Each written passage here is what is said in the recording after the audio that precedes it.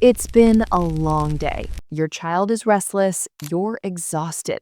So you hand them the tablet, and finally, silence. I get it. I've been there. We all have. But here's something I learned that changed everything for me. Those quiet screen moments, they're actually the loudest missed opportunities for your child's brain development. And I'm not here to shame you or make you feel guilty. I'm here because I wish someone had told me sooner. There's a better way. A way that's actually easier in the long run and gives our kids what their brains are literally begging for. Real experiences, real growth, real connection. Welcome to Parenthood Unlocked. I'm your host, and today we're talking about something that's been weighing on my heart. Why screens can't replace the real experiences and what we can give them instead. I'm going to share the science behind brain development, the real impact of screen time, and most importantly, simple, doable alternatives that actually work for busy families like ours. Let's dive in. Here's what most parents don't realize. Your child's brain is building itself right now, literally every single day. From birth to age 5, their brain is forming over 1 million neural connections every single second, not every minute, every second. These connections are the foundation for everything: how they learn, how they handle emotions, how they solve problems, how they relate to other people. But here's the catch. These connections only form through real sensory experiences: touch, movement, interaction, exploration, the messy, loud, hands-on stuff that exhausts us as parents. When a child touches sand, their brain lights up. When they climb and balance, new pathways form. When they have a back and forth conversation with you, even a simple one, their language centers explode with activity. Screens can't do this. A tablet can't replicate the sensory input of squishing Play-Doh. A video can't replace the neural activation that happens when your child figures out how to stack blocks and watches them fall. An app can't teach emotional regulation the way your face does when you're helping them through a meltdown. The brain needs real-world input, and it needs it now, during these critical years when it's most receptive. So let's talk about what's really happening when our kids are on screens.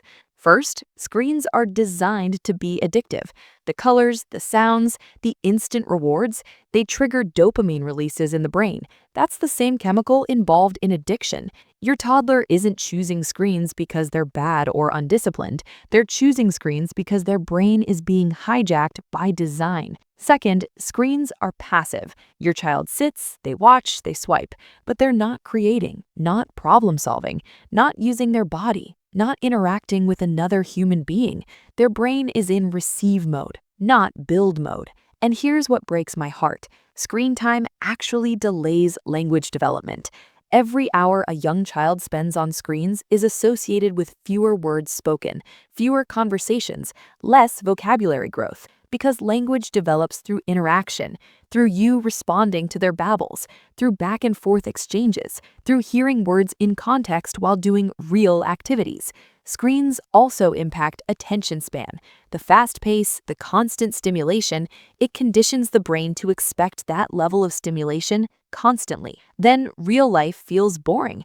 Books feel slow. Playing with simple toys feels unstimulating, and we wonder why our kids can't focus. I'm not saying screens are evil, but I am saying we've underestimated the cost.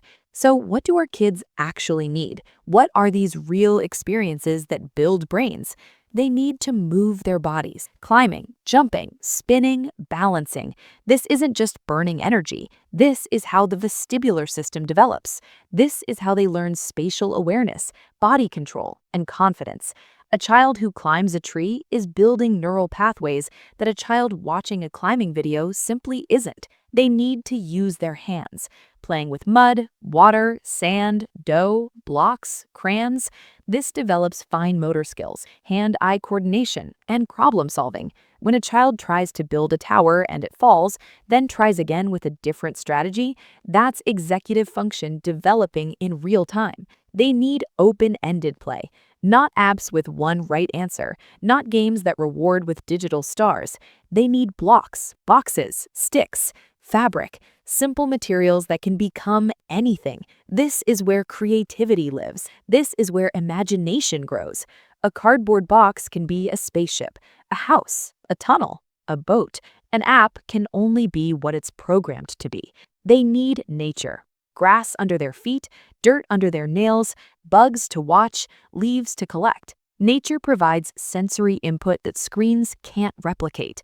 The smell of rain, the texture of bark, the sound of wind. These experiences calm the nervous system and build curiosity about the real world.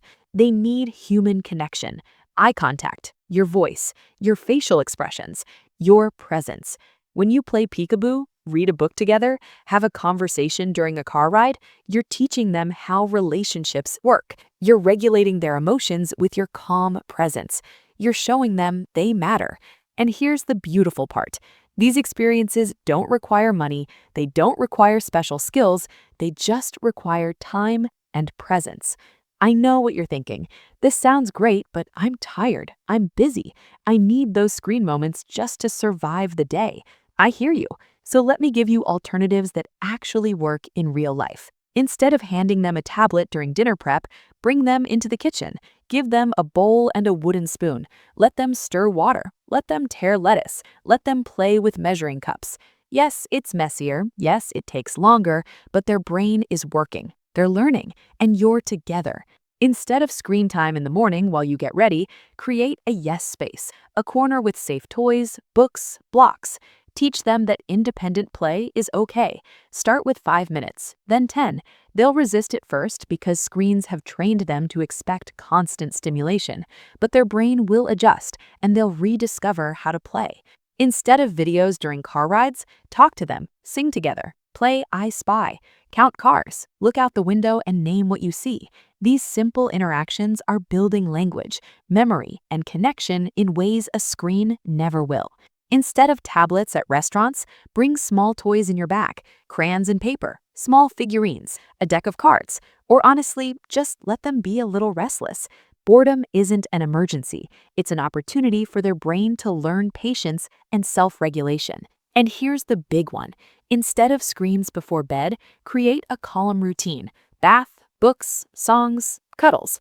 This isn't just nice, it's neurologically important. Screens before bed disrupt melatonin production and make sleep harder.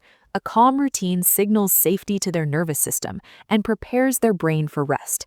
You don't have to eliminate screens completely, but you do need to be intentional. 30 minutes of quality screen time is different than 3 hours of mindless scrolling, and every moment you replace with real experience is a gift to your child's developing brain. Look, I need to say this because I know some of you are feeling guilty right now. You're not a bad parent for using screens. You're not damaging your child forever because they've watched too much TV this week. Parenting is hard, life is overwhelming, and we're all doing the best we can with what we know. I've been the parent who handed over the phone at the grocery store just to get through checkout without a meltdown. I've been the parent who put on one more episode because I desperately needed 10 minutes of quiet. I get it, but here's what I want you to hear. You have the power to change the pattern starting today. Not perfectly, not all at once, but gradually, intentionally. Some days you'll crush it. Your kids will play outside for hours, you'll do art projects, you'll read 10 books. Other days, survival mode kicks in, and screens happen. That's real life. That's normal. What matters is the overall pattern. What matters is that you're aware. What matters is that you're trying. And here's something nobody tells you. When you start replacing screens with real experiences, it gets easier. Your kids will whine less, they'll play better independently, they'll be less demanding because their brains are getting what they actually need, not just what's been engineered to hook them. Give yourself grace, but also give your kids what their brains are begging for. If this resonated with you, I'd love to hear about it. What screen-free activities work for your family? What challenges are you facing? Drop a comment below and let's support each other through this journey. And if you found this helpful, hit that subscribe button for more real, honest parenting content that prioritizes what actually matters. Thanks for being here. Thanks for caring enough to make changes. Your kids are lucky to have you. See you next time.